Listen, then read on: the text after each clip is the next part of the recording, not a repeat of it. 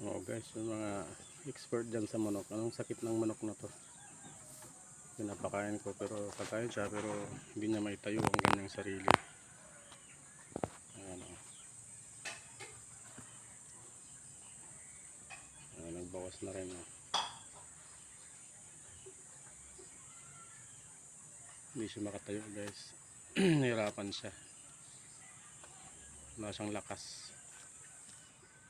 So patulong kung anong dapat gawin dito. Ayan o, ayan o. Nahirapan siyang tumayo.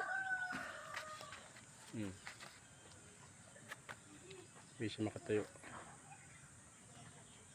Mga 4 na araw na siguro to. Op, op. Hindi siya makatayo.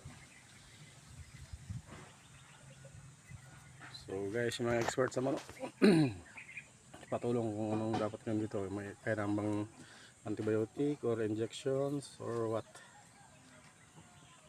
Sayang din siya. Hindi talaga makatayo. Tayo. Come on baby. Tayo. Hindi naman siya nakipagsabong o nakipaglaban. Ayan yung paa niya. Hindi siya pag lumpo talaga. Ayaw weak. Ayan o.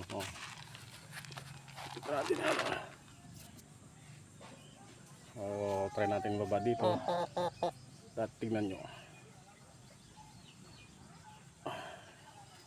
Come on baby. Come on. Yan. Hop. Hop. Ayan o. Wala talaga, mahina siya.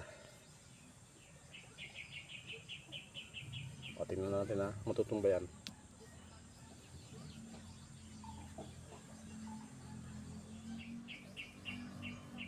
Sige na, kaya na. Sige na.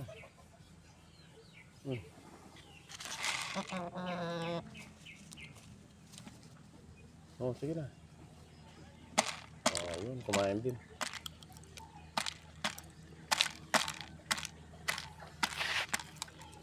So, yan ang aking nalagaan ngayon at kailangan kung ano yung injection na pwede dito at vitamins na. Meron siya namang Vetrasin dyan.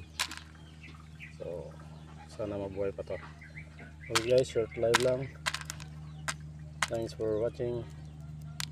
Have a good day. Bye bye.